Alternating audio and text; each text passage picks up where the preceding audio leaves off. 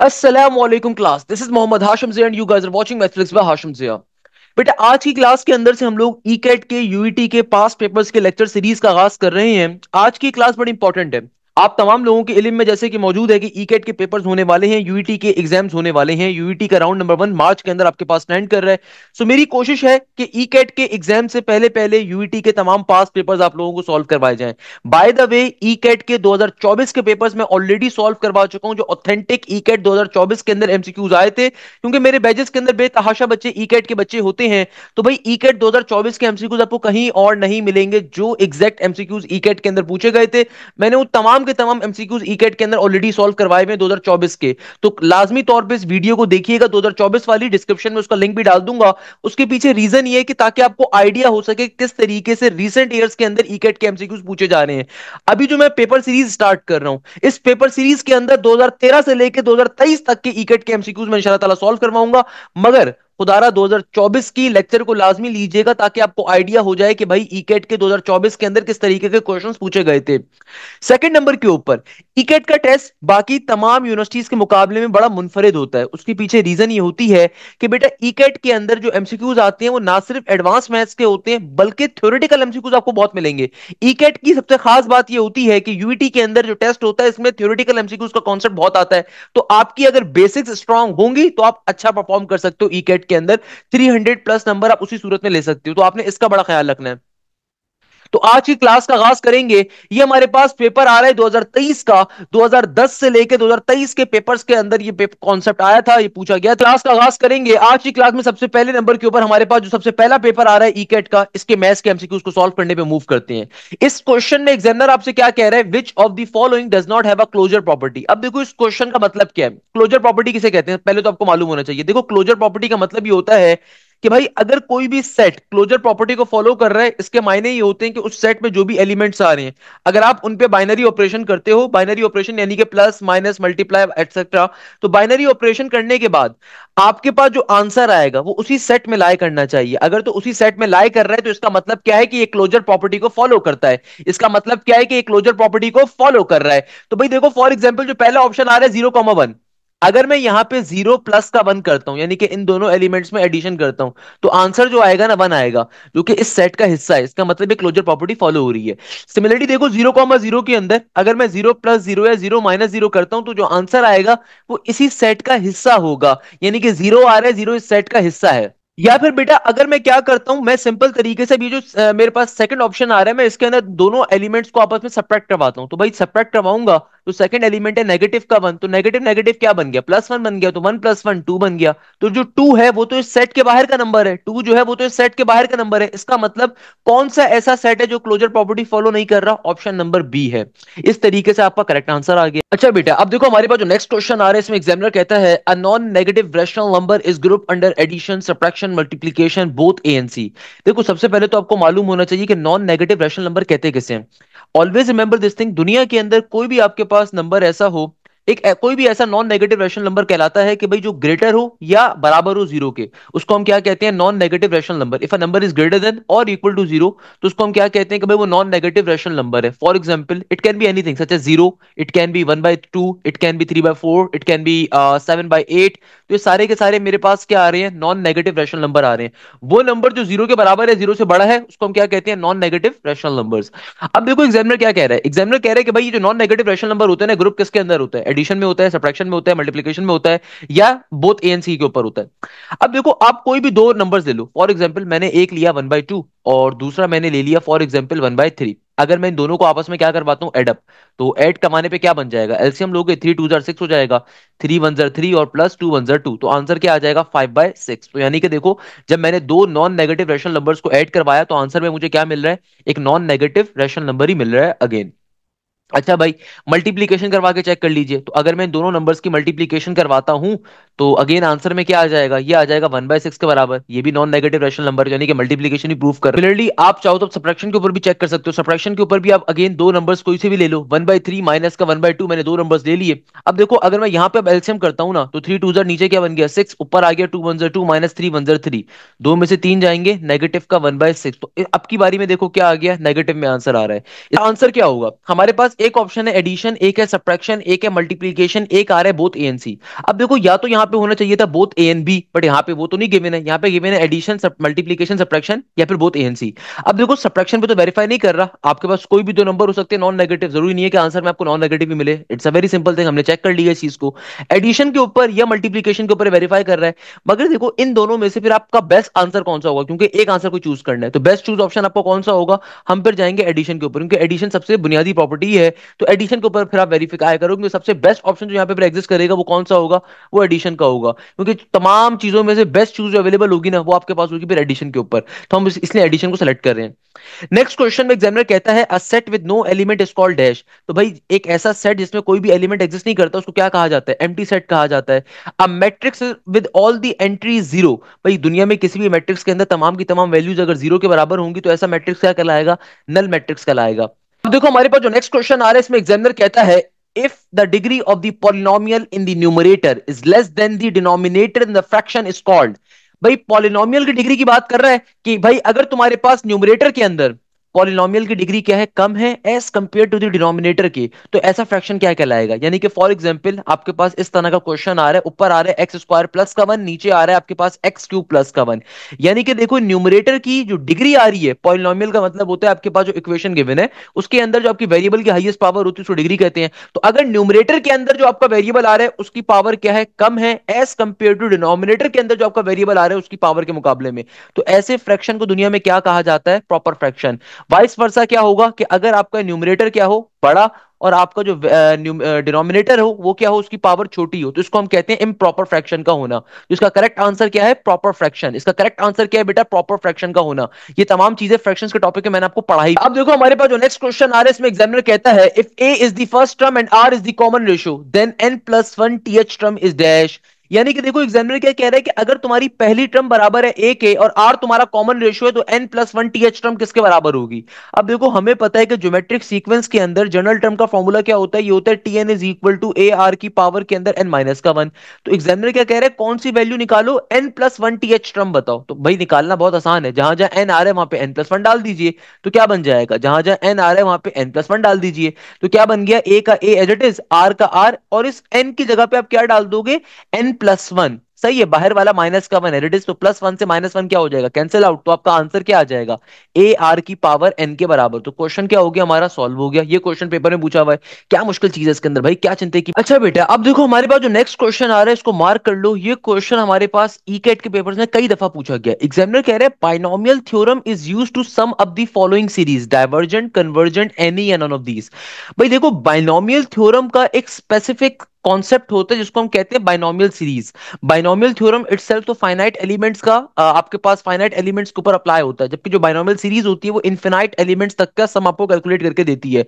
तो हमेशा याद रखिएगा दुनिया के अंदर कभी भी अगर आपके पास सीरीज कैसी होगी, कन्वर्जेंट होगी, यानी कि सेकंड टर्म आपकी वन से छोटी होगी, तो बाइनोमियल सीरीज तभी वहां पे अप्लाई होती है। जब कभी हम बाइनोमियल सीरीज पढ़ते हैं तो हम इस कंडीशन को भी देखते हैं कि भाई हमारी सेकंड टर्म हमेशा क्या होनी चाहिए बाइनोमियल सीरीज में, वन से छोटी। तो भाई वन से छोटी होने का मतलब क्या, सीरीज कैसी होगी, कन्वर्जेंट। तो ऑलवेज रिमेंबर दिस थिंग, जो बाइनोमियल सीरीज होती है किस पे अप्लाई होती है, बाइनोमियल सीरीज जो होती है हमेशा आपको सम बताती है कन्वर्जेंट सीरीज का, जहां पे आपका जो एक्स होता है वो हमेशा वन से क्या होता है, छोटा। अगर मेरे पास एक्स की वैल्यू वन के बराबर आ जाए, सही है ना, या फिर वन से बड़ी आ जाए, तो उस सूरत के अंदर वो सीरीज डाइवर्जेंट बन जाती है और वहां पे बाइनोमियल सीरीज कभी भी आपको प्रॉपर सम नहीं दे सकती, तो वहां पे वो इनवैलिड हो जाती है। तो इसका करेक्ट आंसर क्या है, कन्वर्जेंट। इसका करेक्ट आंसर क्या है, कन्वर्जेंट। यानी कि बाइनोमियल थ्योरम जो होता है वो कहां तक की सीरीज का आपको सम देता है, भाई बाइनोमियल सीरीज बाइनोमियल थ्योरम से ही ड्राइव्ड होती है। तो बाइनोमियल सीरीज आपको कहां तक का सम निकाल के देती है भैया, क्योंकि सीरीज की बात कर रहा है, कहां तक का सम देगी आपको, कन्वर्जेंट सीरीज का सम देगी हमेशा, जहां पे एक्स की वैल्यू हमेशा क्या होती है, वन से छोटी। नेक्स्ट क्वेश्चन में एग्जामिनर कहता है साइन 180 प्लस का थीटा किसके बराबर होगा। अरे भाई ट्रिगोनोमेट्री के अंदर ये शॉर्टकट बेटा मैंने आपको पढ़ाया हुआ है, कैसे सॉल्व करोगे। देखो आपसे एग्जामिनर क्या कह रहे हैं, साइन 180 प्लस का थीटा। तो भाई पहला वाला एंगल देखो, आपका रेफरेंस एंगल कहां पे लाई कर रहा है, अपने रेफरेंस एंगल को गौर से देखो, आपका रेफरेंस एंगल लाई कर रहा है यहां पे हॉरिजॉन्टल लाइन पे। हॉरिजॉन्टल लाइन का मतलब क्या है, रेफरेंस एंगल क्या आ रहा है, आपका रेफरेंस एंगल आ रहा है हॉरिजॉन्टल लाइन का। हॉरिजॉन्टल लाइन पे अगर रेफरेंस एंगल आ रहा है उसका मतलब क्या होता है, क्वेश्चन में जो ट्रिगोनोमेट्रिक फंक्शन आ रहा है आंसर में भी वो सेम रहेगा। जाएगा। जो भी आपका दूसरा एंगल आ रहा है वो एज इट इज लिख दिया जाएगा। अब आप आखिर में देखते हो साइन आया पॉजिटिव का आया नेगेटिव का। तो 180 प्लस थीटा का मतलब क्या है? देखो 180 प्लस थीटा का मतलब है कि मैं 180 से आगे जा रहा हूं, यानी कि मैं थर्ड क्वाड्रेंट के ऊपर लाई करूंगा। और थर्ड क्वाड्रेंट के ऊपर साइन कैसा होता है? थर्ड क्वाड्रेंट के ऊपर साइन होता है नेगेटिव, इसीलिए इसका करेक्ट आंसर क्या है? नेगेटिव का साइन थीटा।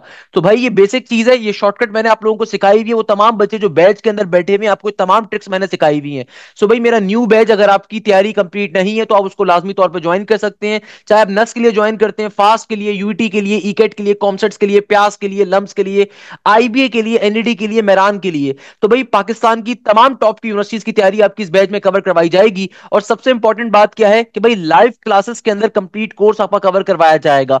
लाइव क्लासेस के अंदर आपको तमाम चीजें पढ़ाई जाएंगी, एक एक कॉन्सेप्ट आपका कवर अप करवाया जाएगा। इसके अलावा जो भी हमारी लाइव क्लास होती है बेटा उसकी रिकॉर्डिंग भी आपको मिलेगी। आपके प्रॉपर्ली टेस्ट कंडक्ट होंगे सेम पैटर्न के ऊपर, जैसे यूईटी का टेस्ट कंडक्ट होता है, जैसे नस का होता है, फास्ट का होता है, आईबीए का होता है, एनईडी का होता है।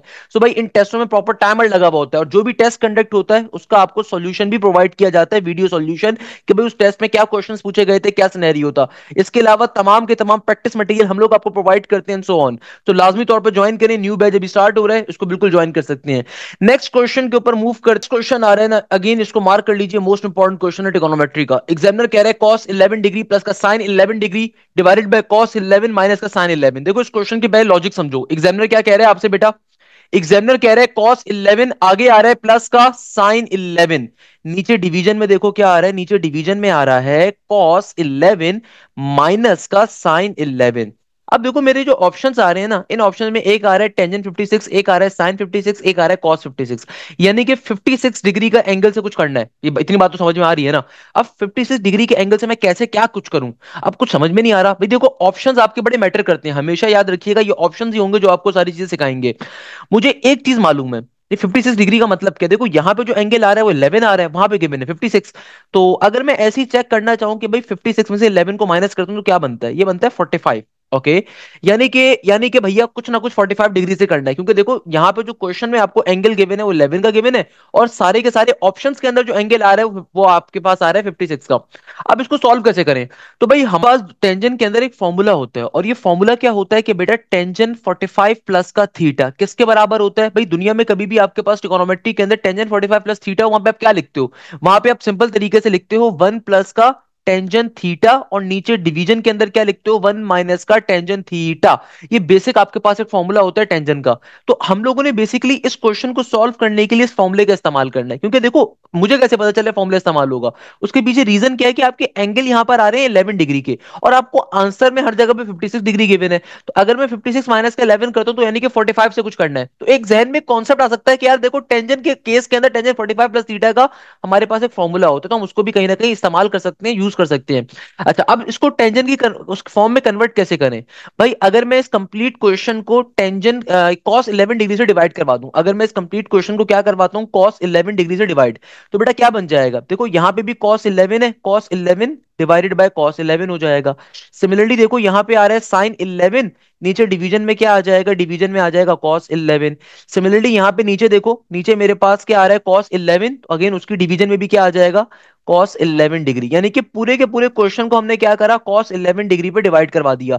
यानी कि जितनी टर्म्स आ रही थी सबको हमने क्या करा? cos 11 डिग्री पे डिवाइड करवा दिया। इससे फायदा क्या होगा? देखो ये cos 11 बाय cos 11 ये तो कैंसिल आउट हो गया, सिंपल 1 बच गया। आगे sin बाय cos किसके बराबर होता है? sin डिवाइडेड बाय cos बराबर होता है टेंजेंट के, तो ऊपर आ गया tangent 11। Similarly cos 11 by cos 11 1 आ गया, sin 11 बाय cos 11 अगेन यहाँ पर क्या आ जाएगा? Simple tangent 11। तो आपके पास देखो क्या वैल्यू आ गई? 1 प्लस का टेंजेंट 11, और नीचे डिवीजन में क्या आ गया? 1 माइनस का टेंजेंट 11। क्लियर है यहां तक की बात? अब देखो सिंपल इसका फॉर्मूला अप्लाई कर दो। फॉर्मूला क्या होता है? इसका फॉर्मूला किसके बराबर होता है? भाई 1 plus tangent theta divided bye 1 minus tangent theta किसके बराबर होता है? ये बराबर होता है टेंजेंट 45 प्लस के थीटा के। तो यहां पे देखो मेरा थीटा क्या है? मेरा थीटा 11 डिग्री के बराबर है, क्योंकि देखो फॉर्मूला क्या है, गौर से जरा फॉर्मूला पढ़ो। 1 प्लस का tangent theta divided bye 1 minus tangent theta किसके बराबर होता है? 45 प्लस थीटा के। तो यानी कि मेरा थीटा क्या है? 11 डिग्री के। तो अगर मैं इसको रिफॉर्म करके लिखना चाहूं तो क्या लिख सकता हूं? मैं इसको लिख सकता हूं टेंजेंट 45 प्लस का थीटा, थीटा क्या है? 11। तो क्या बन जाएगा? ये हो जाएगा 45 प्लस का 11 किसके बराबर? 56 के बराबर। इस तरीके से किसके बराबर फॉर्म हो रहा है? ये फॉर्म हो रहा है टेंजेंट 56 के बराबर, दैट्स द लॉजिक। इसलिए किसके बराबर फॉर्म हो रहा है, ये फॉर्म हो रहा है हमारे पास सिंपल तरीके से टेंजेंट 56 के बराबर। ये इसकी सिंपल सी लॉजिक आ रही है, ये इसकी सिंपल सी कंडीशन आ रही है। इस तरीके से क्वेश्चन हमारा क्या हो गया, सॉल्व हो गया। That was the logic of this question. देखो कैसे सॉल्व किया, दोबारा समझो। आपको क्वेश्चन में कुछ भी नहीं बताया हुआ, आपने थोड़ी सी ट्रिक को इस्तेमाल किया कि यार आपके एंगल्स क्या आ रहे हैं, आपके एंगल्स आ रहे हैं 11 डिग्री के। आपके देखो एंगल सारे के सारे क्या गिवन है, 11 डिग्री के। जबकि ऑप्शंस के अंदर आपको सारे के सारे जो एंगल्स गिवन है 56 डिग्री के गिवन है। तो मुझे बात साफ तौर पर दिख रही है 56 माइनस का 11 क्या होता है, 45 डिग्री। टेंजेंट के अंदर फॉर्मूला होता है टेंजेंट 45 प्लस का थीटा किसके बराबर है, 1 plus tangent theta divided bye 1 minus का टेंजेंट थीटा। तो भाई अगर मैं इसको सिंप्लीफाई करने के ऊपर जाऊं तो कैसे सिंप्लीफाई करूंगा इसको, बेसिक कॉन्सेप्ट पे करूंगा ना बेटा, कि भाई मुझे यहाँ पे इस फॉर्मूले को फॉर्म करना है। ये फॉर्मूला कैसे फॉर्म होगा कि अगर भाई यहाँ पे किसी तरीके से टेंजेंट मिल जाए। अब टेंजेंट कैसे बनाया जाए, तो हमने पूरे के पूरी टर्म को कॉस के ऊपर डिवाइड करवा दिया। कॉस 11 डिग्री पे आपने पूरे के पूरे टर्म को डिवाइड करवा दिया। इससे फायदा क्या हुआ, आपके पास आ गया 1 प्लस टेंजेंट 11 डिवीजन में 1 माइनस का टेंजेंट 11। तो भाई टेंजेंट 11 बराबर होता है किसके, ये पूरा का पूरा फॉर्मूला आपके पास किसके बराबर आ गया, टेंजेंट 45 प्लस थीटा के। और यहाँ पे थीटा क्या है मेरा, 11 डिग्री के बराबर है। तो 45 प्लस का 11 यानी कि आंसर क्या आ गया ओवरऑल आपका टेंजेंट 56 के बराबर। That was the logic of this particular. अच्छा बेटा अब देखो हमारे पास जो नेक्स्ट क्वेश्चन आ रहा है, इसमें एग्जामिनर कहता है the solution of 1 plus cos x equal to 0 किसके बराबर होगा। अरे भाई बेसिक कॉन्सेप्ट है यार, इसको देखने में मुश्किल लग रहा है बट है बहुत ही बच्चों वाला। 1 प्लस का cos x अगर 0 के बराबर है तो प्लस के 1 को दूसरी तरफ भेजोगे तो cos x की वैल्यू क्या आ जाएगी, cos x की वैल्यू आ जाएगी नेगेटिव का 1। अगर मुझे यहां से x की वैल्यू चाहिए तो बेटा जाहिर सी बात है, cos को दूसरी तरफ भेजोगे तो क्या बन जाएगा, cos इनवर्स की फॉर्म में जाएगा। तो cos इनवर्स नेगेटिव 1 क्या होता है भाई, cos इनवर्स नेगेटिव का 1 आपके पास बराबर होगा किसके, पाई के ना। क्योंकि cos इनवर्स 1 क्या होता है, 180 डिग्री होता है। तो नेगेटिव का 1 क्या होगा भाई, सिंपल सी बात है भाई, नेगेटिव का 1 आपके पास आएगा अगेन पाई के बराबर आएगा। तो x की वैल्यू क्या आ गई, पाई के बराबर। यानी कि इसका मतलब क्या है, x का आंसर आ गया आपके पास किसके बराबर, पाई के। मगर हमें पता है कि भाई cos का पीरियड क्या होता है, cos कितने अरसे के बाद अपनी वैल्यू को रिपीट करता है। तो कोसाइन के फंक्शन का जो पीरियड होता है बेटा, ये 2 पाई के बराबर होता है। किसके बराबर होता है, 2 पाई के बराबर। तो इसका मतलब क्या हुआ, जो जनरल सॉल्यूशन होगा इसका, उसके अंदर तमाम के तमाम एंगल्स जो पाई के ऊपर आ रहे हैं या फिर उनका कोई भी मल्टीपल जो कि 2 पाई के ऊपर आ रहे हैं, वो सारे के सारे उसका आंसर होंगे। तो आपका आंसर क्या बन गया, पाई प्लस का 2 के पाई, वेयर के रिप्रेजेंट एनी इंटीजर, यानी कि कोई भी उसका एंगल का मल्टीपल आ जाए। तो उसके लिए करेक्ट आंसर कौन सा होगा, ऑप्शन नंबर ए होगा।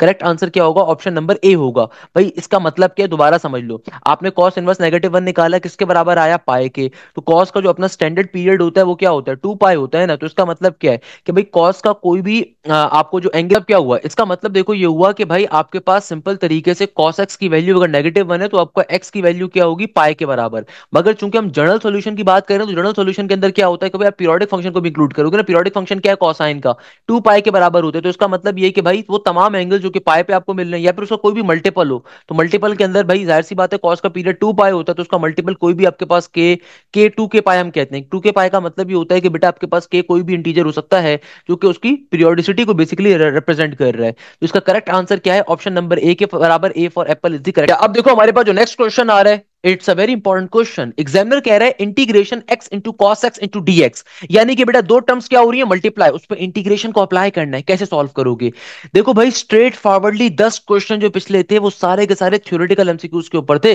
अब अगले 10 जो आ रहे हैं सारे के सारे इंटीग्रेशन डेरिवेटिव कैलकुलस से लिंक्ड है। तो याद रखिएगा भाई ई कैट के पेपर के अंदर थ्योरेटिकल एमसीक्यूज बहुत ज्यादा आते हैं, सही है ना। कैलकुलस का पोर्शन उसके बाद एक्सट्रीमली ज्यादा आता है। तो भाई आपने पहले थ्योरेटिकल एमसीक्यूज के लिए अपनी बेसिक्स को स्ट्रॉन्ग करना है। खुदारा सारे पास पेपर्स ई कैट कवर करके जाने हैं। अब देखो एग्जामिनर कह रहा है integration x into cos x into D x. अब ये जो कॉन्सेप्ट आ रहा है बेटा, ये मल्टीप्लीकेशन का कॉन्सेप्ट आ रहा है इंटीग्रेशन के अंदर, यानी कि इंटीग्रेशन बाय पार्ट्स का। तो भाई कभी भी इंटीग्रेशन बाय पार्ट्स का कॉन्सेप्ट आए, इसको सॉल्व करने की मैंने आप लोगों को बेजिस के अंदर एक शॉर्टकट सिखाई हुई है। क्या शॉर्टकट होती है कि भाई देखो कभी भी एल्जेब्रिक फंक्शन आ रहा है और दूसरा आपके पास ट्रिगोनोमेट्रिक फंक्शन आ रहा है। बाय द वे ये 2024 के अंदर भी क्वेश्चन पूछा गया था, 2024 के ई कैट के पेपर्स में मैंने सॉल्व करवाया था। तो भाई अगर कभी भी आपके पास एल्जेब्रिक फंक्शन आ रहा है और ट्रिगोनोमेट्रिक फंक्शन आ रहा है, तो याद रखिएगा जो भी आपका एल्जेब्रिक फंक्शन है इसको आप क्या कहते हो, u। जो भी आपका ट्रिगोनोमेट्रिक फंक्शन आ रहा है इसको आप कहते हो v। सही है। आपने करना क्या है, जो भी आपकी u वाली टर्म है इसका डेरिवेटिव लेते हैं, जो भी v वाली टर्म है इसका आपने क्या करना है, इसका आपने इंटीग्रेशन लेना होता है। तो एक तरीका तो सॉल्व करने का ये क्या, बाय पार्ट्स को अप्लाई करो। एक तरीका सॉल्व करने का ये है कि अगर आप सर हाशिम के स्टूडेंट हो तो सर हाशिम ने इसकी एक ट्रिक बताई हुई है। इसकी शॉर्टकट क्या है, इसकी शॉर्टकट ये है कि भाई जो u वाली टर्म है ना इसका डेरिवेटिव लो। तो x का डेरिवेटिव क्या होगा, x के रिस्पेक्ट से 1 होगा। फिर इसका अगर आप एक और दफा डेरिवेटिव लोगे तो भैया वन का डेरिवेटिव क्या हो जाएगा, जीरो के बराबर। सिमिलरली कॉस एक्स की अगर मैं इंटीग्रेशन लेता हूं तो बेटा कॉस एक्स की इंटीग्रेशन क्या होती है, पॉजिटिव का साइन एक्स। फिर साइन एक्स की इंटीग्रेशन क्या होगी, ये होगी नेगेटिव का कॉस एक्स। कर दिया आपने। आपने अपनी इंटीग्रेशन ट्रिगोनोमेट्रिक फंक्शन की उतनी दफा लेनी है जब तक कि जीरो के सामने ना आ जाए। यानी कि आप डेरिवेटिव उस वक्त तक लोगे जब तक कि आपको आपके फंक्शन क्या मिल जाए, जीरो के बराबर ना मिल जाए। और जितने स्टेप्स के अंदर जीरो अचीव होगा उतने स्टेप्स तक आपने इंटीग्रेशन लेनी होती है, शॉर्टकट होती है। अब क्या करोगे, अब सिंपल तरीके से इनको आपने इस तरीके से डायगनली एरोज बना देना है। क्या बना देना है, डायगनली एरोज। फिर इन एरो पे एक दफा प्लस का साइन, एक दफा माइनस का साइन, फिर प्लस का, फिर माइनस का, फिर प्लस का, फिर माइनस का। मेरे इंटीग्रेशन के लेक्चर्स में आपको शॉर्टकट भी मिल जाएगी। अब इसको सॉल्व लिखना कैसे है कि देखो x इंटू साइन एक्स, इनको मल्टीप्लाई कर दो। ये जो एरो का एक सिरा ये वाला और ये वाला, इनको आपस में मल्टीप्लाई करवाओ। प्लस का साइन है तो x इंटू साइन एक्स, तो क्या बन गया, ये आ गया x इंटू साइन एक्स। फिर देखो ये प्लस का वन, माइनस माइनस प्लस का, क्या बन गया, वन इंटू कॉस एक्स और माइनस माइनस प्लस का, वन इंटू कॉस एक्स और माइनस माइनस। ठीक है, इन दोनों को आपस में मल्टीप्लाई करवाओगे तो वन इंटू कॉस एक्स और माइनस माइनस क्या बन गया, प्लस बन गया। तो माइनस माइनस प्लस हो गया, तो क्या आ गया यहाँ पे, सिंपल प्लस का कॉस एक्स प्लस का सी एज इट इज। तो ये इसका फाइनल आंसर होगा। यहाँ पे गलत ऑप्शन मार्क हुआ है भैया। ये देखो दोनों ऑप्शन यहाँ पे सिमिलर आ रहे हैं, इसका मतलब यहाँ पे एक ऑप्शन में प्लस का साइन था, सही है ना। तो ये ऑब्वियसली टाइपिस्ट बहुत अच्छा आदमी है, तो जाहिर सी बात है थोड़ी सी गलती की भी है। तो यहाँ पे देखो दोनों ऑप्शन क्योंकि सिमिलर आ रहे हैं ना, तो इसका मतलब दो ऑप्शन सिमिलर नहीं हो सकते। तो एक प्लस का ऑप्शन होगा, तो ये इसका करेक्ट आंसर होगा प्लस वाला। तो ये इसकी शॉर्टकट होती है। चाहो तो आप बाय पार्ट्स अप्लाई करके सॉल्व करना चाहते हो, बाय पार्ट्स अप्लाई करके सॉल्व कर लो अगर आपको इतना बेकार टाइम है। मगर इतना फारिग टाइम होता नहीं है बेटा एप्टीट्यूड के अंदर। देखो aptitude is all about the shortcuts, aptitude is all about the tricks. तो अगर आपको ट्रिक्स वो आती होंगी तभी आप पेपर को सॉल्व कर सकते हो। अगर आप चाहते हो कि आपको सारी ट्रिक्स आए तो लाजमी तौर पर बैच को ज्वाइन करो, उसमें तमाम चीजें आपको पढ़ाई जाएंगी बेटा। ये तमाम शॉर्टकट्स मैंने पढ़ाई हुई हैं। अदरवाइज कुछ बच्चे इसको यू इंटू वी के फॉर्मुले पे सॉल्व करेंगे बाय पार्ट्स के, वो लंबा मेथड है, आपका ज्यादा टाइम जाया होगा। खैर, नेक्स्ट क्वेश्चन में एग्जामिनर कहता है limit x approaches to zero sine square theta divided by theta. देखो अगर तो ये क्वेश्चन होता है ना डायरेक्टली कि लिमिट एक्स अप्रोच कर रही है जीरो के ऊपर, ऊपर आपके पास आ रहा है साइन थीटा बाय थीटा, उस सूरत में आंसर होता वन के बराबर, क्योंकि ये डायरेक्टली लिमिट का एक प्रॉपर्टी होती है, लिमिट का फॉर्मूला होता है। मगर यहाँ पे क्वेश्चन क्या आ रहा है, एग्जामिनर कह रहा है कि भैया sign square theta by theta. तो इसको सिंपल तरीके से आप क्या करो, एल हॉपिटल रूल पे सॉल्व कर लो। एल हॉपिटल रूल क्या कहता है, ऊपर वाली टर्म का डेरिवेटिव अलग लो, नीचे वाली टर्म का डेरिवेटिव अलग लो। तो भैया साइन स्क्वायर थीटा का डेरिवेटिव क्या हो जाएगा, ये हो जाएगा आपके पास पावर फॉर्मूला डेरिवेटिव का टू साइन थीटा, और फिर साइन थीटा का डेरिवेटिव आ जाएगा कॉस थीटा के बराबर, और नीचे थीटा का डेरिवेटिव थीटा की रिस्पेक्ट से वन के बराबर हो जाएगा।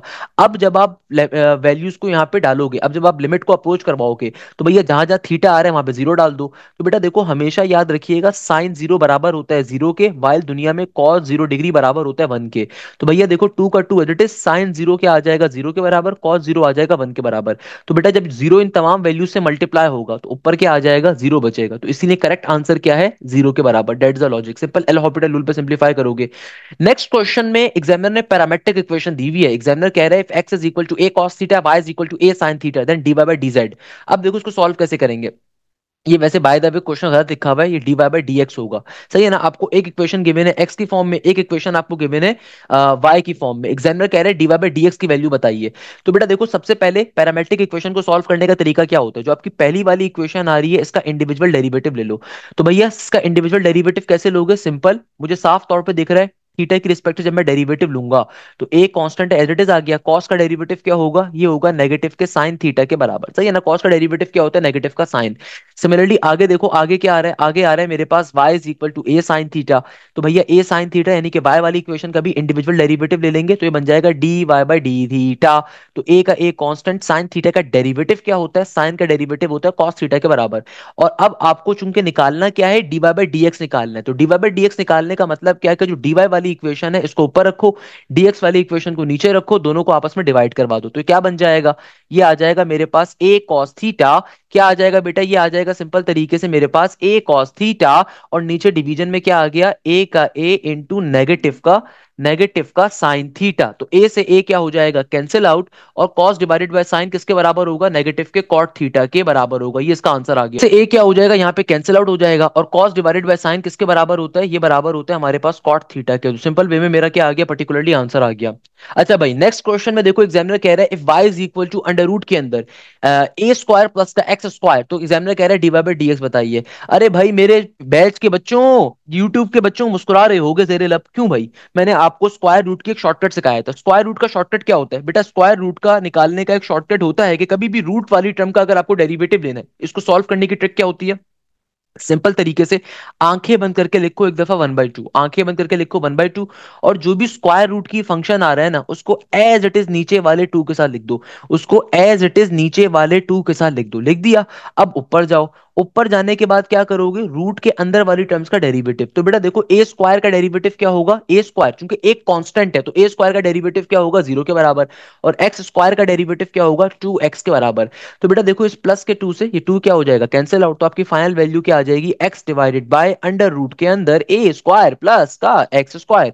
सिंपल इज दैट भाई। क्या मुश्किल बात है इसमें? क्या आंसर आ गया? ऑप्शन नंबर ए के बराबर। कौन कहता है ई कैट का टेस्ट मुश्किल है? भाई वो बंदा कहता है जिसने किसी गलत टीचर से पढ़ा होगा, जिसने किसी गलत आदमी से पढ़ा होगा। भाई आप अगर मेरे पास आते हैं तो पाकिस्तान की बेस्ट फैकल्टी आपको तमाम सब्जेक्ट्स की तैयारी करवाएगी, पाकिस्तान की टॉप की फैकल्टी आपकी हर चीज की तैयारी करवाएगी। खैर, नेक्स्ट क्वेश्चन पे मूव करते हैं। नेक्स्ट क्वेश्चन में एग्जामिनर कहता है, अगर के तुम्हारे पास कांस्टेंट है तो इंटीग्रेशन बताइए किसकी? के into F x into D x की।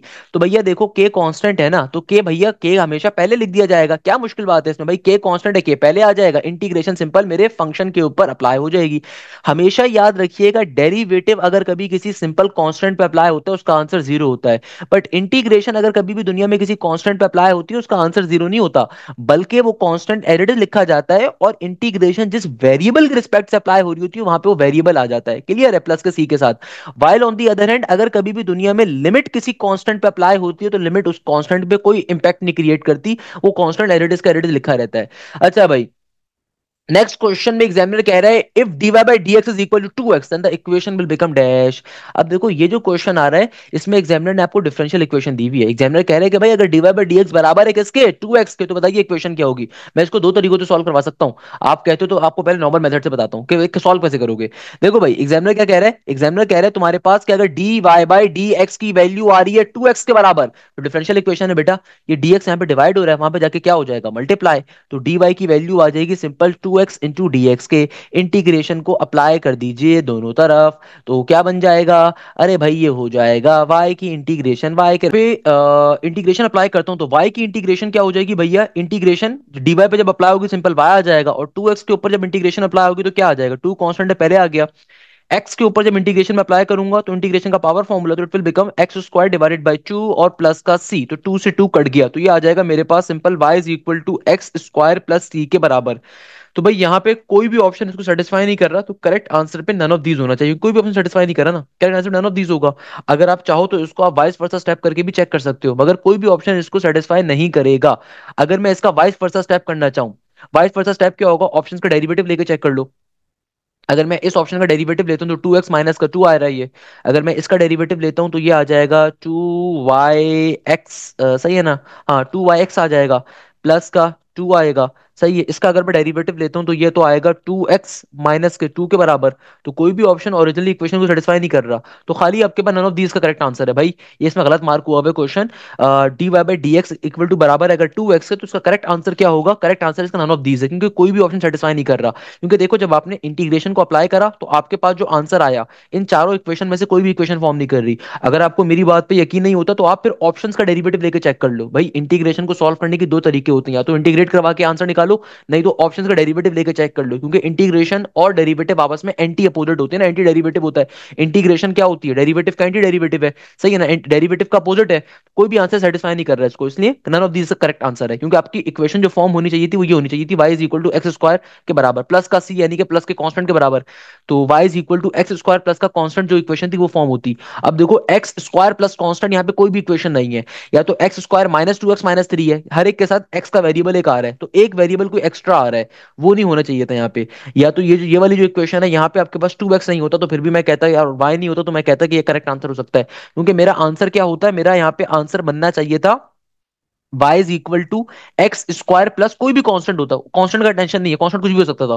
तो मगर यहाँ पे देखो, इस चीज को कोई भी इक्वेशन रिप्रेजेंट नहीं करी, तो इसका मतलब करेक्ट आंसर किसके बराबर है? करेक्ट आंसर आपका पर्टिकुलरली बराबर है नन ऑफ दीज के। नेक्स्ट क्वेश्चन में एग्जामिनर कहता है, if eccentricity is greater than 1 then the figure is dash.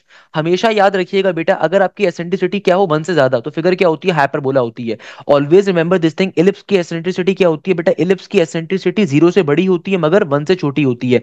Circle की एसेंट्रिसिटी क्या होती है है बेटा 0 के बराबर, पैराबोला की एसेंट्रिसिटी क्या होती है 1 के बराबर, हाइपरबोला की एसेंट्रिसिटी क्या होती है 1 से बड़ी, पैराबोला की एसेंट्रिसिटी होती है 1 के बराबर, हाइपरबोला की एसेंट्रिसिटी होती है 1 से ज्यादा। वाइल हाइपरबोला में एक स्पेशल हाइपरबोला होता है जिसको हम कहते हैं रेक्टेंगुलर हाइपरबोला, इसकी एसेंट्रिसिटी होती है √2 के बराबर। While always remember this thing, straight line की एसेंट्रिसिटी होती है इन्फिनिटी के बराबर। भाई ये बेसिक एमसीक्यूज हैं, आपको याद होने चाहिए। रिमेंबर दिस थिंग, ये बेसिक एमसीक्यूज हैं। भाई दो तीन टॉपिक्स बता रहा हूँ, इन टॉपिक्स की तैयारी अच्छे तरीके से करिएगा ई कैट के लिए। एक है पैरामेट्रिक इक्वेशंस का, तो भाई सर्कल की पैरामेट्रिक इक्वेशन क्या होती है, पैराबोला की क्या होती है, एलिप्स की क्या होती है, हाइपरबोला की क्या होती है, इन सब की याद होनी चाहिए आपको, सही है। सिमिलरली आपको कंडीशन ऑफ टेंजेंसी, कॉनिक से ये क्वेश्चन बहुत पूछा जाता है, कंडीशन ऑफ टेंजेंसी का। तो भाई कंडीशन ऑफ टेंजेंसी क्या है आपके पास, सर्कल की, पैराबोला की, हाइपरबोला की, ये याद होना चाहिए। ये दो बड़े बुनियादी एमसीक्यूज हैं। ये तीसरा एसेंट्रिसिटी वाला, एसेंट्रिसिटी का एमसीक्यूज हो गया, पैरामेट्रिक इक्वेशन का हो गया, या कंडीशन ऑफ टेंजेंसी का हो गया। ये लाजमी तौर पे पेपर में आते हैं। इसके अलावा ट्रिगोनोमेट्री से डोमेन और रेंज, कि भाई साइन थीटा की डोमेन क्या होती है, कॉस थीटा की रेंज क्या होती है, तो ये कॉन्सेप्ट फ्री के नंबर है यार, फ्री के नंबर है आपके, 4-5 एमसीक्यूज से निकल जाएंगे। तो इन एमसीक्यूज का आपने बड़ा ख्याल रखना है, इन एमसीक्यूज की आपने बड़े अच्छे तरीके से तैयारी करनी है और कोशिश करनी है इसको बहुत अच्छे तरीके से कवर अप करो। क्लियर है बेटा। नेक्स्ट क्वेश्चन आ रहा है, ये आ रहा है कॉनिक सेक्शन से। एग्जामिनर कह रहा है अगर वाई स्क्वायर बराबर है 3x, तो बताइए इक्वेशन ऑफ लेटिस रेक्टम क्या होगी। अरे भाई देखो, मेरे पास सिंपल तरीके से पैराबोला क्या गिवन है, पैराबोला गिवन है y square is equal to 4ax, ये होती है पैराबोला की नॉर्मल इक्वेशन। आपको यहाँ पे क्वेश्चन में इक्वेशन क्या गिवन है, आपको क्वेश्चन में इक्वेशन गिवन है y square is equal to 3x की। तो बेटा देखो 4a के सामने क्या आ रहा है, 4a के सामने आ रहा है 3, तो यहां से अगर मैं इसको कंपैरिजन करवाऊं तो a किसके बराबर होगा, a बराबर होगा 3/4 के। हमें पता है इक्वेशन ऑफ लेटिस रेक्टम का फॉर्मूला क्या होता है, चूंकि लीनियर पैराबोला आ रहा है एक्स एक्सिस का। देखो भाई हमेशा याद रखिएगा, पैराबोला के अंदर जो चीज लीनियर फॉर्म में होती है, पैराबोला में जिसका वेरिएबल लीनियर फॉर्म में होता है ना, वो आपके पास क्या होता है, वो आपके पास होता है उसका एक्सिस ऑफ पैराबोला। तो एक्स एक्सिस का पैराबोला है, तो आपकी इक्वेशन ऑफ लेटिस रेक्टम क्या होगी, एक्स इज इक्वल टू ए के बराबर। तो मेरा आंसर क्या आ जाएगा, ए की जगह पे ए की वैल्यू, तो आंसर आ जाएगा एक्स इज इक्वल टू 3/4 के बराबर। रिमेंबर दिस थिंग, वैसे बाकी सारे ऑप्शन वाई वाले आ रहे, तो इसका करेक्ट आंसर वैसे भी एक्स ही होना था। नेक्स्ट क्वेश्चन में एग्जामिनर कह रहे हैं the probability of the numbers greater than 4 by throwing a dice is dash. The probability of a number greater than 4 by throwing a dice is dash. यानी कि एग्जामिनर कह रहे हैं इस बात की प्रोबेबिलिटी बताइए कि आपको 4 से बड़ा नंबर मिलेगा, तो इस बात की प्रोबेबिलिटी बतानी। अब देखो किसी भी डाइस के अंदर टोटल इवेंट्स क्या होते हैं, 1 2 3 4 5 और 6। तो यानी कि प्रोबेबिलिटी निकालने का फॉर्मूला क्या होता है, ऊपर आते हैं सेलेक्टेड इवेंट, नीचे आते हैं टोटल इवेंट। तो अगर एक डाइस है तो उसमें टोटल इवेंट्स क्या होंगे, 6 होंगे। तो एग्जामिनर कह रहा है 4 से बड़े नंबर होने चाहिए। 4 से बड़े नंबर क्या होते हैं, 5 और 6 होते हैं, यानी कि 2 इवेंट्स होंगे। तो क्या आंसर आ जाएगा 2/6। 2/6 का मतलब क्या है, 1/3। तो मेरा करेक्ट आंसर क्या होगा, option number A for Apple is the correct answer. अच्छा बेटा, अब देखो हमारे पास जो नेक्स्ट क्वेश्चन आ रहा है ई कैट के पेपर्स के अंदर, अगेन ये कॉन्सेप्ट बहुत आता है रियल एंड कॉम्प्लेक्स नंबर का। एग्जामिनर कह रहा है 1 माइनस का √3 iota divided by 2 whole power में 4। अब देखो इस क्वेश्चन को सॉल्व कैसे करेंगे। देखो भाई सबसे पहले तो अब क्वेश्चन की लॉजिक को समझो। एग्जामिनर क्या कह रहा है, 1 माइनस का √3 आयोटा, इसकी होल पावर में क्या आ रहा है, 4 आ रहा है, और नीचे डिवीजन में जो 2 आ रहा है, जाहिर सी बात है पावर इसके ऊपर भी जाएगी तो इसकी पावर में भी 4 आ जाएगा। सबसे पहले ऊपर वाली टर्म को सिंप्लीफाई करते हैं। देखो ऊपर आ रहा है 1 माइनस का √3 आयोटा की होल पावर में क्या आ रहा है, 4 आ रहा है। तो इसको आप दो तरीकों से कैटेगोरिकली सिंप्लीफाई कर सकते हो। कैसे, सबसे आसान तरीका क्या है कि आप यहाँ पे सबसे पहले जो पावर 2 की फॉर्म के ऊपर a+a-b के होल स्क्वायर का फॉर्मूला अप्लाई करवा दीजिए। तो अभी देखो यहाँ पे पावर 4 आ रही है ना, तो मैं क्या करता हूँ, मैं सिंपल तरीके से इसको एक दफा लिखता हूँ, 1 माइनस का √3 आयोटा, पावर में स्क्वायर, और एक दफा स्क्वायर मैं बाहर शिफ्ट कर देता हूँ। और 2 की पावर 4 क्या होता है, 16 होता है, तो उसको एज इट इज 16 ही रहने दीजिए, सही है। इसको अब मैं अगर अप्लाई करवाता हूँ यहाँ पे a-b के स्क्वायर का फॉर्मूला, तो क्या बन जाएगा, ये हो जाएगा 1 का स्क्वायर एडिटिस का एडिटिस, माइनस का 2 √3 आयोटा एडिटिस, और फिर √3 आयोटा का स्क्वायर। देखो √3 आयोटा का स्क्वायर क्या होगा, चाहो तुम डायरेक्टली सॉल्व कर लो ना। भाई ये स्क्वायर √3 पे जब अप्लाई होगा तो सिंपल यहाँ पे 3 बचेगा, और ये स्क्वायर जब आयोटा पे अप्लाई होगा तो आयोटा स्क्वायर आ जाएगा। नीचे डिवीजन में 2 की पावर 4 यानी कि 16 का 16 एज इट इज। अच्छा भाई फर्दर सिंप्लीफाई कैसे करेंगे, 1 का 1 माइनस का 2 √3 iota as it is. Iota square क्या होता है, -1 होता है ना, आयोटा स्क्वायर होता है -1, तो ये बन गया -3। डायरेक्टली कर लो भाई, आयोटा स्क्वायर होता है बेटा -1, तो ये क्या बन जाएगा, -3। तो 1 माइनस का 3 क्या क्या हो जाएगा, अगर आप 1 में से 3 को माइनस करवाओगे तो जाहिर सी बात है ये बन जाएगा नेगेटिव का 2। ओके, बाहर अब स्क्वायर का स्क्वायर एज इट इज, और अगेन ये 2 की पावर 4 16 का 16 एज इट इज। इसको देखो, अगर मुझे फर्दर सिंप्लीफाई करवाना है, अब ये वाली कंप्लीट टर्म आपका ए आ गया, ये वाली कंप्लीट टर्म बी आ गया, तो अब अगेन देखो अब की बारी में अब ये आपका ए है, ये आपका बी है। अच्छा, एक बड़ी मजे की चीज है, आपको हमेशा मालूम होना चाहिए कि भाई नेगेटिव ए नेगेटिव बी, नेगेटिव ए नेगेटिव बी का जो होल स्क्वायर होता है ना, ये बराबर होता है किसके, ए प्लस बी होल स्क्वायर के, हमेशा याद रखिएगा। नेगेटिव ए नेगेटिव बी के होल स्क्वायर के ऊपर आप डायरेक्टली ए प्लस बी के होल स्क्वायर का फॉर्मुला अप्लाई कर सकते हो, क्योंकि नेगेटिव नेगेटिव पॉजिटिव बन जाएगा, सही है ना। तो यहाँ पे देखो क्या बन गया, ये बन गया मेरे पास सिंपल नेगेटिव 2 का स्क्वायर प्लस का साइन, फिर अगली वैल्यू क्या है नेगेटिव का 2, और 2 फॉर्मूले का, बी की वैल्यू क्या है, बी की वैल्यू है आपके पास नेगेटिव का 2 इंटू रूट 3 आयोटा एरिडिस का एरिडिस। फिर आगे फर्दर क्या हो जाएगा, फर्दर हो जाएगा प्लस के साइन के बाद नेगेटिव का 2 इंटू रूट 3 आयोटा का स्क्वायर, नीचे डिवीजन में अगेन 2 की पावर 4 16 का 16 एरिडिस। नेगेटिव 2 का स्क्वायर क्या हो जाएगा, 4 के बराबर। यहाँ पे देखो ये क्या बन गया, 2 इंटू 2 4, 4 2 जार 8, तो ये बन गया simple 8 into under root 3 iota. यहाँ पे देखो क्या हो गया, 2 का स्क्वायर 4, और जब ये स्क्वायर रूट 3 पे जाएगा तो 3 इंटू आयोटा स्क्वायर, तो ये बन गया 4 3 जार 12 आयोटा स्क्वायर, और नीचे डिवीजन में क्या आ जाएगा, नीचे डिवीजन में आ जाएगा हमारे पास सिंपल 16 का 16। इसको अगर आप फर्दर सिंप्लीफाई करवाओगे तो बेटा आयोटा स्क्वायर बराबर होता है -1 के, तो 4 में से जब 12 को आप माइनस करोगे, तो 4 में से जब 12 को माइनस करोगे तो क्या बचेगा, ये बचेगा नेगेटिव का 8, सही है ना, प्लस का 8 इंटू अंडर रूट 3 आयोटा एरिडिस का एरिडिस, नीचे डिवीजन में क्या है 16 का 16।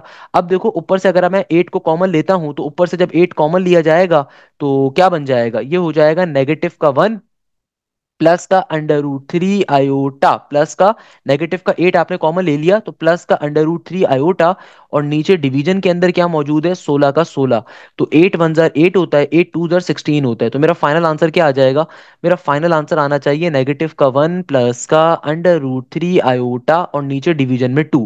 तो ये मेरा फाइनल आंसर था इस क्वेश्चन का। इस तरीके से फाइनली ये क्वेश्चन क्या हो गया हमारा, सिंप्लीफाई हो गया, सॉल्व हो गया। तो चेक कर लेते हैं भैया, देखो ये ऑप्शन नंबर 1 करेक्ट आ रहा है। That's the logic of this question. भाई ये वाले क्वेश्चन बहुत आते हैं आपके पास ई कैट के अंदर, तो सिंपल तरीके से सॉल्व किया, देखो कोई मुश्किल काम नहीं कर रहा है। इस क्वेश्चन को अगर दोबारा समझना चाहते हो दोबारा समझ लीजिए, अदरवाइज आप वीडियो को रिमाइंड करके दोबारा सुन भी सकते हैं। कि देखो 1 माइनस रूट 3 आयोटा, आपने जो पावर 4 थी दोनों टर्म पे भेज दी। अब चूंकि पावर में 4 आ रहा है ना, तो आपने क्या करा, आपने इसको ब्रेक करके सॉल्व करा। आपने सबसे पहले यहाँ पे a माइनस बी का होल स्क्वायर अप्लाई करा, तो ये ए स्क्वायर माइनस का 2ab प्लस का बी स्क्वायर बन गया। सिंपल तरीके से सिंप्लीफिकेशन पे लेकर गए। आपको ये बात मालूम है कि भैया रूट 3 आयोटा स्क्वायर क्या होगा, स्क्वायर रूट 3 पे अप्लाई होगा 3 बचेगा, आयोटा स्क्वायर बराबर होता है -1 के, तो नेगेटिव का 3 बन गया, तो 1 माइनस का 3 नेगेटिव का 2 आ गया। अच्छा, ये वाला जो स्टेप हमने यहाँ पे करा है, स्टेप बड़ा इंपॉर्टेंट है कि देखो ये नेगेटिव का ए है और नेगेटिव का बी है। हमेशा याद रखिएगा, आप लोगों ने बचपन से फॉर्मूला पढ़ा हुआ है ए प्लस बी का होल स्क्वायर, या फिर आप लोगों ने फॉर्मूला पढ़ा हुआ है ए माइनस बी का होल स्क्वायर। अगर कभी भी नेगेटिव ए नेगेटिव बी का स्क्वायर आ जाए तो ये किसके बराबर होता है, ये बराबर होता है ए प्लस बी होल स्क्वायर के। क्योंकि भाई अल्टीमेटली नेगेटिव नेगेटिव पॉजिटिव बन जाएगा ना, तो नेगेटिव ए नेगेटिव बी का होल स्क्वायर क्या होता है, ए प्लस बी का होल स्क्वायर। क्योंकि देखो उसके पीछे रीजन ये होती है, अगर मैं यहां से क्या कर दूं, अगर मैं यहां से नेगेटिव साइन कॉमन लूं तो ब्रैकेट में बनेगा ए प्लस बी, और बाहर स्क्वायर का स्क्वायर। अब जब स्क्वायर आप अप्लाई करवाओगे तो नेगेटिव क्या हो जाएगा, पॉजिटिव में कन्वर्ट, क्योंकि स्क्वायर एक इवन पावर है। और फाइनली ये स्क्वायर ए प्लस बी पे अप्लाई होगा तो ए प्लस बी का स्क्वायर बन जाएगा। तो याद रखिएगा, अगर फर्स्ट टर्म भी नेगेटिव हो सेकंड टर्म भी नेगेटिव हो, तो आप वहां पे ए प्लस बी के होल स्क्वायर का फॉर्मुला अप्लाई करते हो। हमने यहाँ पे इसी कंडीशन को इस्तेमाल करा, इसी कंडीशन को यूज करा, और सिंपल तरीके से आपका फाइनल आंसर आ गया। इस तरीके से क्वेश्चन क्या हो गया, सॉल्व हो गया। तो भाई यहीं पे आज की क्लास को मंतकी अंजाम पे पहुंचाते हैं। आज की क्लास के अंदर हम लोगों ने ई कैट के यूईटी के पास पेपर्स की सीरीज के पहले लेक्चर को कवर किया है। रिमेंबर दिस थिंग बेटा, मैं 2024 के ई कैट के पेपर्स ऑलरेडी सॉल्व करवा चुका हूं, जो आपको मेरे चैनल के ऊपर इजीली मिल जाएंगे। मैंने ई कैट के 2024 के पेपर्स ऑलरेडी सॉल्व करवाए हुए हैं, जो कि सबसे ज्यादा इंपॉर्टेंट हैं। और ये जो लेक्चर सीरीज में लेकर आ रहा हूं, मेरी कोशिश है कि इंशाल्लाह ताला आपके पर्टिकुलर फाइनल टेस्ट से पहले मल्टीपल पेपर्स को सॉल्व करवाऊं, ताकि आपको आइडिया हो सके। Remember this thing, ECAT के एग्जाम के अंदर बेसिक्स के ऊपर बहुत क्वेश्चंस आते हैं, बेसिक क्लोजर प्रॉपर्टी सेट्स के ग्रुप्स के क्वेश्चन बहुत मिलेंगे, देन कैलकुलस का पोर्शन आएगा, देन ट्रिगोनोमेट्री का, फिर कॉनिक का। ये 3 4 आपके पास इंपॉर्टेंट तरीन कॉन्सेप्ट्स हैं जो जिसके ऊपर सबसे ज्यादा क्वेश्चंस पूछे जाते हैं। 2024 के ई कैट के पेपर्स को लाजमी सॉल्व किएगा, मैंने ऑलरेडी सॉल्व करवाए हुए हैं। और अगर आप चाहते हैं कि आपके ई कैट के टेस्ट के अंदर 300 प्लस नंबर आए, तो लाजमी तौर पे बैच को ज्वाइन करें। देखो बैच की खास बात क्या होती है। बैच की खास बात ये होती है कि बेटा लाइव क्लासेस के अंदर आपको कंप्लीट कोर्स कवर करवाया जाता है। पूरा का पूरा कोर्स आपको लाइव क्लासेस में पढ़ाया जाता है। इसके अलावा जो भी लाइव क्लास होती है उसकी आपको स्पेसिफाइड रिकॉर्डिंग भी मिलती है और कंप्लीट कोर्स की रिकॉर्डिंग भी मिलती है। सबसे इंपॉर्टेंट फीचर, हमारे प्रॉपर्ली टेस्ट कंडक्ट होते हैं। उन टेस्टों के अंदर आपको तमाम की तमाम कॉन्सेप्ट पढ़ाए जाते हैं, तमाम की तमाम चीजें पढ़ाई जाती हैं। और जो भी टेस्ट आपके लिए जाते हैं वो पास पेपर बेस्ड टेस्ट होते हैं, और जो भी टेस्ट कंडक्ट होते हैं उसके सॉल्यूशंस भी आपको प्रोवाइड किए जाते हैं। इसके अलावा सबसे इंपॉर्टेंट फीचर क्या है कि भाई आपके प्रॉपर्ली डाउट सेशंस कंडक्ट होते हैं, यानी कि भाई आपकी जो भी लाइव क्लास होगी, अगर आपकी कोई प्रॉब्लम है प्रैक्टिस मटेरियल को सॉल्व करते हुए, प्रैक्टिस मटेरियल विद सॉल्यूशन हम प्रोवाइड करेंगे, topical pass paper with solution हम प्रोवाइड करेंगे। ये सारे बैच के फीचर्स हैं। अगर आपको प्रैक्टिस मटेरियल करने में, कोई पास पेपर करने में दुश्वारी पेश आती है, तो आप डाउट क्लासेस के अंदर, डाउट सेशंस के अंदर, जो कि लाइव क्लासेस के अलावा है, ये फीचर लाइव क्लासेस के अलावा है, तो भाई ये भी आपको प्रोवाइड किया जाएगा। इसके अलावा आपकी जो लाइव क्लासेस होती है उसमें तमाम चीजें कवर अप होती हैं। आप पाकिस्तान की टॉप की किसी भी यूनिवर्सिटी में अप्लाई करो, इधर इट इज नस्ट, इधर इट इज फास्ट, इधर इट इज यूईटी, इधर इट इज कॉमसेट, इधर इधर इधर इट इज प्याज, जीआईकेआई, लम्स, आईबीए, एनईडी, मेरान, पाकिस्तान की टॉप की किसी भी यूनिवर्सिटी में आप अप्लाई कर रहे हो, तो आपके लिए ये बैच में को ज्वाइन करना, इस बैच के अंदर आपके लिए फायदा है। आप एनटीएस की तैयारी कर रहे हो तो भाई आपकी क्वांटिटेटिव मैथ्स की क्लासेस हो गई, आपकी एनालिटिकल रीजनिंग की क्लासेस हो गई, एक एक चीज आपको प्रोवाइड की जाएगी।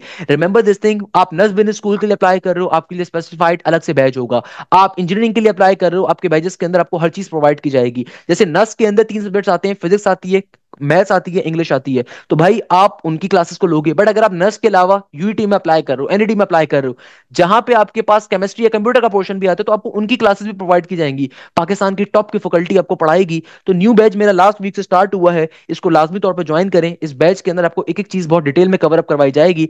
तो यहीं पे इस क्लास को एंड करते हैं, उम्मीद के साथ कि आप जाएं जैसे खैरियत से, मुझे बहुत सारी दुआओं में याद रखिएगा। जजाक अल्लाह, thank you so much. Hashim Zia signing of.